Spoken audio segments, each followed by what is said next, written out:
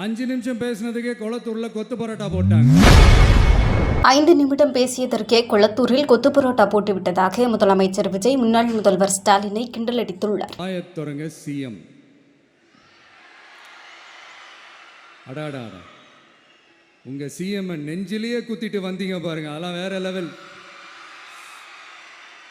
பேசுங்க பேசுங்கன்றீங்க, பேசுனா எந்திரிச்சு ஓடிடுறீங்க. இனிமேல் பேச ஆரம்பிக்கிறதுக்கு முன்னாடி என்ன பண்ணணும் அப்படின்னா, ஒரு நண்பர் ஒருத்தர் சொன்னார், மாண்புமிகு பேரவைத் தலைவர் அவர்களே எல்லா டோரையும் இழுத்து லாக் பண்ணுங்க அப்படின்னு சொல்லிட்டு தான் பேச்ச ஆரம்பிக்கணும் போல் இருக்கு. ஏன்னா பேசிட்டு இருக்கும் போதே எந்திரிச்சு ஓடிடுறாங்க.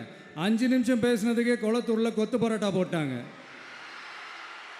இதுக்கு மேலே பேசினா மொத்தமாக முடிஞ்சிடும், பார்த்துக்கங்க. நாம் அரசியல் பேசினா விஜயெல்லாம் அரசியல் பேசலாமா அப்படிங்கிறது.